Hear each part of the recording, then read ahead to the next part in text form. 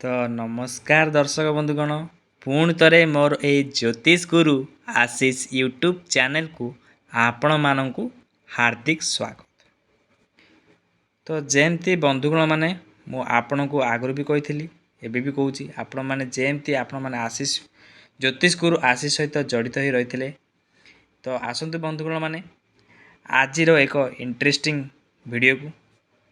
ଆଉ ଆଜିର ଏଇ ଇଣ୍ଟରେଷ୍ଟିଂ ଭିଡ଼ିଓ ହେଉଛି ବନ୍ଧୁଗଣ ମାନେ ଯେ ଆଗକୁ ରାକ୍ଷୀ ପୂର୍ଣ୍ଣିମା ଆସୁଛି।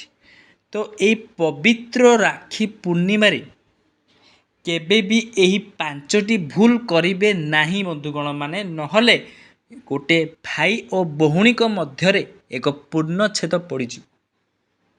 ଯଦି କୌଣସି ରକ୍ଷାବନ୍ଧନରେ କେଉଁ ଭାଇ ଭଉଣୀମାନେ ଯଦି ଏହି 5ଟି ଭୁଲ କରୁଛନ୍ତି, ତ ଚାଲନ୍ତୁ ଡେରି ନ କରି ଷ୍ଟାର୍ଟ କରିବା ଏବଂ ଭିଡ଼ିଓଟିକୁ ଶେଷ ପର୍ଯ୍ୟନ୍ତ ଦେଖିବା। ମୂଳରୁ ଶେଷ ପର୍ଯ୍ୟନ୍ତ ଦେଖିବା, ମଝିରୁ ଜମା ସ୍କିପ୍ କରିବା ନାହିଁ, କାରଣ ଏଇଟା ଇଣ୍ଟରେଷ୍ଟିଂ ଭିଡ଼ିଓ ହେଲେ ବି ଏହା ସମ୍ପୂର୍ଣ୍ଣ ରୂପେ ସିରିୟସ୍ ବନ୍ଧୁଗଣ ମାନେ। ତ ରକ୍ଷାବନ୍ଧନ ଦିନ ଆପଣ ଭାଇଙ୍କ ହାତରେ ରାକ୍ଷୀ ବାନ୍ଧିବାକୁ ଯାଉଛନ୍ତି କି? ତେବେ ରାକ୍ଷୀ ବାନ୍ଧିବା ପୂର୍ବରୁ ଆଜିର ଏହି ଭିଡ଼ିଓଟା ଆପଣମାନଙ୍କ ପାଇଁ, କାରଣ ପାରମ୍ପରିକ ଧାର୍ମିକ ମତ ଅନୁସାରେ ରକ୍ଷାବନ୍ଧନରେ କିଛି ସମୟ ଓ ପଦ୍ଧତିକୁ ଧ୍ୟାନ ଦେବାକୁ କୁହାଯାଏ। ତ ଆଜି ମୁଁ କହିବି ସେହି 5ଟି ସାଧାରଣ ଭୁଲ ଯାହାକୁ ଆପଣମାନେ ଜାଣିବା ନିହାତି ଜରୁରୀ ବନ୍ଧୁଗଣ ମାନେ। ଆଉ ଶେଷରେ ତ ମୁଁ କହିବି 2026ରେ ରାକ୍ଷୀ ବାନ୍ଧିବାର ଠିକ୍ ତାରିଖ ଏବଂ ଠିକ୍ ଶୁଭ ସମୟ ବିଷୟରେ କ'ଣ ଧ୍ୟାନ ଦେବେ। ତେଣୁ ଭିଡ଼ିଓଟିକୁ ମୂଳରୁ ଶେଷ ପର୍ଯ୍ୟନ୍ତ ଦେଖିବାକୁ ମୋର ଅନୁରୋଧ। ତ ବନ୍ଧୁମାନେ, ପ୍ରଥମେ ସବୁଠାରୁ ଇମ୍ପୋର୍ଟାଣ୍ଟ କଥା ହେଲା ଯେ 2026ରେ ରକ୍ଷାବନ୍ଧନ 28 ଅଗଷ୍ଟ ଫ୍ରାଇଡେରେ ପଡ଼ୁଛି। କିନ୍ତୁ ଏଠାରେ ଗୋଟିଏ କନଫ୍ୟୁଜନ୍ ଅଛି ଯେ ପୂର୍ଣ୍ଣିମା ତିଥି 27 ଅଗଷ୍ଟରୁ ଆରମ୍ଭ ହେଉଛି ଏବଂ 28 ଅଗଷ୍ଟ ସକାଳ ପର୍ଯ୍ୟନ୍ତ ରହୁଛି। ତ ଏହି କାରଣରୁ କେହି 27 ତାରିଖକୁ ନେଇ ଭାବିପାରିବେ। ବଟ୍ ପାରମ୍ପରିକ ମତରେ ଭଦ୍ରା ସମୟରେ ରାକ୍ଷୀ ବାନ୍ଧିବାକୁ ଏଡ଼େଇବାକୁ କୁହାଯାଏ। ତେଣୁ ଆପଣ ନିଜ ସହରର ପଞ୍ଜିକା ଅନୁସାରେ ସଠିକ୍ ସମୟରେ ଯାଞ୍ଚ କରନ୍ତୁ। ତ ଚାଲନ୍ତୁ ଜାଣିବା ଭୁଲ ଗୁଡ଼ିକ ବିଷୟରେ।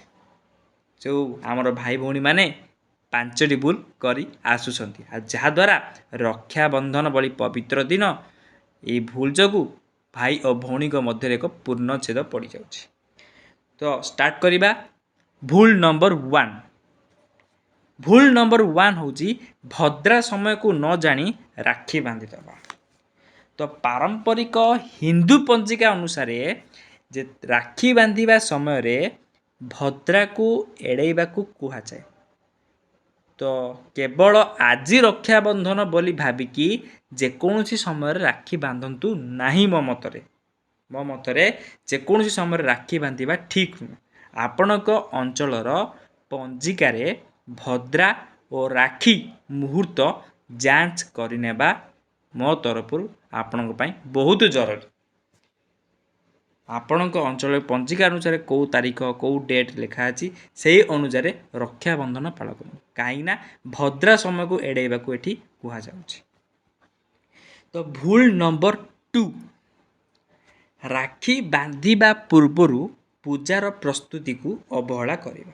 ତ ରକ୍ଷାବନ୍ଧନ କେବଳ ରାକ୍ଷୀ ବାନ୍ଧିବା ନୁହେଁ ବନ୍ଧୁଗଣ ମାନେ, ଏହା ହେଉଛି ଭାଇ ଭଉଣୀଙ୍କର ଭଲ ପାଇବା, ଆଶୀର୍ବାଦ ଓ ମଙ୍ଗଳ କାମନାର ପର୍ବ। ତେଣୁ ଅନେକ ପରିବାରରେ କୁଙ୍କୁମ, ଅକ୍ଷତ, ଦୀପ, ମିଠା ଏବଂ ରାକ୍ଷୀ ଭଳି ସାମଗ୍ରୀରେ ଥାଳି ପ୍ରସ୍ତୁତ କରାଯାଏ। ସବୁଠାରୁ ଜରୁରୀ କଥା ହେଉଛି ଶ୍ରଦ୍ଧା ଓ ଭଲ ମନ। ତେଣୁ ପୂଜା କରୁଥିଲେ ଶାନ୍ତ ମନରେ ଏବଂ ନିଜ ପରିବାରର ପରମ୍ପରା ଅନୁସାରେ କରିବା ଉଚିତ। ତ ଚାଲନ୍ତୁ ଭୁଲ ନମ୍ବର 3 ଜାଣିବା। କେବଳ ଦେଖାଦେଖି ପାଇଁ ରାକ୍ଷୀକୁ ଗୁରୁତ୍ୱ ଦେବା। ଦେଖାଦେଖି ମତଲବ ବନ୍ଧୁଗଣ ମାନେ ମନେ ରଖନ୍ତୁ, ଗୋଟେ ରାକ୍ଷୀ ଛୋଟ ହେଉ କି ବଡ଼, ସରଳ ହେଇଥାଉ କି ସୁନ୍ଦର, मुख्य कथा हूँ भाई भौणी मध्य थिबा स्नेह राखीर दाम किंबा देखा नुहे भावनाटा ही अधिक मूल्यवान। तेणु यही दिन को केबे हेले कंपटीशन करंतु नहीं, सरल भाव में खुशी रे एवं परिवार सहित पालन करने अत्यंत जरूरी। तो चलतु जानिबा भूल नंबर 4, केवल राखी बांधी सारीदबा। रक्षाबंधन अर्थ केवल गोटे थ्रेड नुहे बंधुगण माने भौणी भाईंकर मंगल कामना करती, भाई मध्य भौणी सुख और सुरक्षा पाई शुभेच्छा दियंती। तेणु राखी बांधिबा परे परस्पर को सम्मान भल पाइबा और आशीर्वाद दियंतु। यही छोट मुहूर्तटी ही यही पर्वर सबुठारु सुंदर अंश बंधुगण माने। तो बर्तमान जानिबा भूल नंबर 5, जोटा कि शेष नंबर भूल, अत्यंत जरूरी भूल, जोटा कि भाई भौणी माने समस्त एटा करती। ध्यान दे शुणु कारण यहाँ बहुत इंपोर्टेंट भूल। तो वीडियोटी को शेष पर्यटन देखूँ, बारंबार कहूँ स्किप करूँ ना। आ वीडियो जब भल लगुव तेज लाइक करूँ, सबू भाई भौणी मानक शेयर करूँ और सब्सक्राइब करने को भूलु ना। तो भूल नंबर 5 हूँ रक्षाबंधन दिन सबुकिछि तरतरी करवा। पूजार सामग्री आगु प्रस्तुत न करवा। तरतरी मतलब पूजार सामग्री आगु प्रस्तुत न करवा, राखी खोजा कौटी अच्छी, तिथि और मुहूर्त जांच न करवा। यह द्वारा अनावश्यक कन्फ्यूजन हो पारे। तेणु आगुरु राखी पूजा सामग्री एवं निज अंचल पंजिका जांच कर रखु। पर्व जेते शांति रे पालन करेंगे सेते सुंदर अनुभव। तो एबे आसतु 2026 रक्षाबंधन सबुठ इम्पोर्टेंट पॉइंट को जे 28 अगस्त 2026 शुक्रवार रे रक्षाबंधन पालन करा। उदाहरण स्वरूप मुझे कहबी गोटे अंगुल अंचल अच्छी तापाई गोटे पंजिकार राखी थ्रीड सेरेमनी समय सकाळ 5:32 रु 9:48 पर्यंत दि जाइए।